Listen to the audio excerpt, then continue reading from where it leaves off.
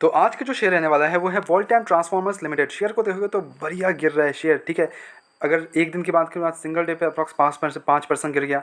5 दिन की बात करो 10%, एक महीने की बात करो तो 11%, 6 महीने की बात करो 7% का तेज़ी है अभी भी, ठीक है। बट एक साल की बात करें वहीं तो यहाँ पे हमें अप्रॉक्स 50% का गिरावट देखने को मिल रहा है शेयर में, ठीक है। अभी भी कि शेयर थोड़ा सा अपवर्ड्स मूव दिया ही था, ठीक है। 9,000 10,000 का लेवल टच किया करने ही वाला था कि वहाँ से फिर से हमें गिरावट देखने को मिल रहा है। Now the reason behind this, इसका जो रीज़न हमें देखने को मिल रहा है वो है इसका जो प्रमोटर्स ने उन्होंने अपना स्टेक माल यानी कि अपना माल बेचा है।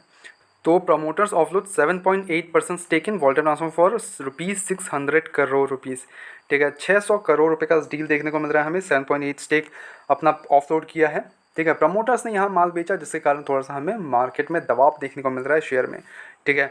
बट क्या ये शेयर इतना बुरा है कि प्रमोटर्स क्यों निकल रहे हैं? Main reason behind this, promoters क्यों निकल रहे हैं? क्या हम भी निकल जाएं शेयर? देखो, प्रमोटर्स के पास खुद का भरोसा नहीं है तो क्या हम भी निकल सकते हैं यहाँ से, ठीक है। चीज़ों को समझते हैं, लेके चलता हूँ आपको मैं स्क्रीनर पे, और वहाँ चीज़ों को समझते हैं, फिर डिसीजंस लेते हैं। बिना बस चार्ट देख के हम डिसीजंस नहीं लेने वाले हैं, ठीक है। चीज़ों को समझते हैं। सी अब देखो कंपनी करती क्या है, company oil refined power distribution transformer for various case classes, ठीक है। अब यहाँ पे अगर मार्केट कैप वगैरह चेकआउट करोगे तो 7,000 करोड़ का मार्केट कैप है। करंट प्राइस 7,000 का लेवल चल रहा है, 14,000 का लेवल दिखा था, हाफ हो चुका है। स्टॉक का पी अभी काफ़ी ज़्यादा अंडर वैल्यू देखने को मिल रहा है, 22 का आ चुका है, और इंडस्ट्री पी 47.8 का दिख रहा है। तो यहाँ पे काफ़ी अंडर वैल्यू शेयर है। आर भी बहुत ही बेहतरीन 15% से अच्छा खासा अपवर्ड मूवमेंट देखने को मिल रहा है। 29.1 इसका आर देखने को मिल रहा है, और अगर आर बात करें तो 21.7%। डेप्ट कंपनी के पास ओनली 2 करोड़ का डेप्ट है, डेप्ट इक्विटी 0.00 बनाता है।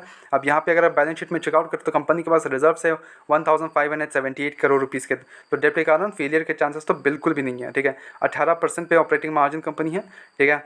तो बढ़िया है, ऑपरेटिंग मार्जिन वगैरह अंडर वैल्यूड शेयर है, कोई इशूज़ नहीं देखने को मिल रहा है। क्वार्टर रिजल्ट अगर इसके बाद चेक करो तो यहाँ पे सेल्स में हमें मार्जिनल गिरावट देखने को मिल रहा है, 428 करोड़ से गिर के 424 करोड़ का देखने को मिल रहा है। ऑपरेटिंग मार्जिन कंपनी का 1% से ड्रॉप देखने को मिल रहा है, 18% से गिर के 17% हो गया दिस क्वार्टर।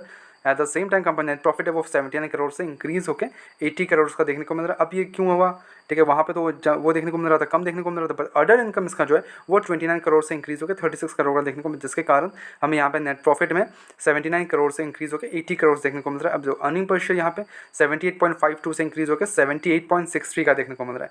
तो it's not that bad, good है, ठीक है। अर्निंग पर शेयर वगैरह अच्छा है। इन्वेस्टर्स का भरोसा देख ले तो 37% के पास प्रमोटर्स के पास स्टेक है। अब इन्होंने और भी माल बेचा है, ठीक है। अभी जो नेक्स्ट क्वार्टर वहाँ पे आपको देखने को मिलेगा, वहाँ रिफ्लेक्ट होगा, तो वहाँ पे माल यहाँ पे प्रमोटर्स ने अभी रिसेंटली अच्छा खासा माल बेचा 7% के करीब करीब, ठीक है। तो यहाँ पे और थोड़ा रिड्यूस होने के हाई चांसेस है। अब देखो वहाँ पे खरीदा है, वहाँ पे किसी ने बेचा है, प्रमोटर्स ने माल बेचा, तो उधर एफ और डी ने कोई ना कोई तो माल उठाएगा ही, तो वहाँ पे फिर इंक्रीज़ देखने को मिलेगा हमें एफ और डी के स्टेक में इंक्रीज़ देखने को मिलेगा, अदरवाइज पब्लिक के स्टेक में इंक्रीज़ देखने को मिलेगा।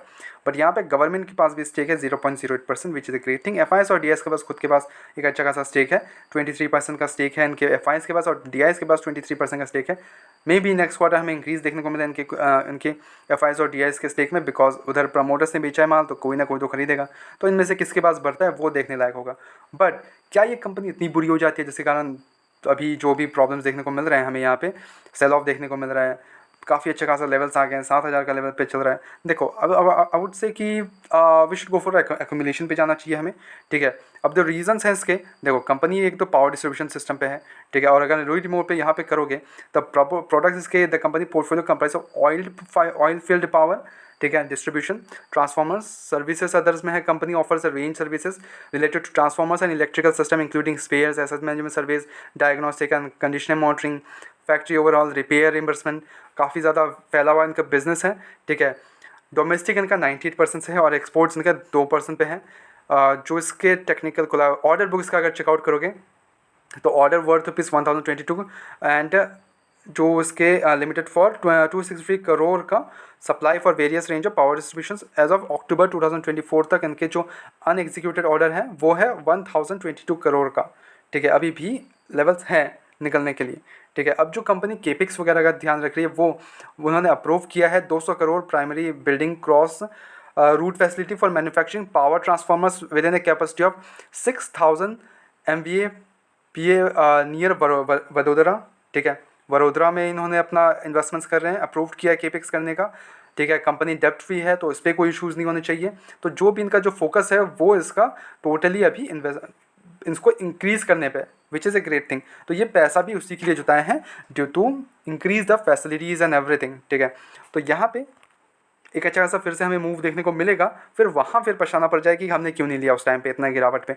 सी कोई भी शेयर को, अगर अच्छा शेयर है, अगर कंपनी के पास डेप्थ है नहीं, कंपनी का फोकस ग्रोथ पे है, एक अच्छे सेक्टर से बिलोंग कर रही है, ठीक है, एंड अंडर वैल्यूड शेयर है, तो वहाँ पे एक बूम आता है सून ना सून, ठीक है। बस हमें थोड़ा सा पेशेंस रखना पड़ता है, ठीक है। गिरावट में उसको एक्यूमुलेशन पे जाना चाहिए, ना कि आप वहाँ पे सेल करके निकल रहे हो, ठीक है। ये सोच सकते हो। बट कोई भी बाय एंड सेल रिकमेंडेशन बिल्कुल भी नहीं है, ओनली सजेशन। तो please take it as suggestion, go do your own research and then make the investments. Blindly मैंने बोल के इन्वेस्ट मत करो, ठीक है। एंड ऐसे रेगुलर अपडेट्स के लिए चैनल को सब्सक्राइब करो, वीडियो को लाइक करो। मिलते हैं नेक्स्ट वीडियोज़ में।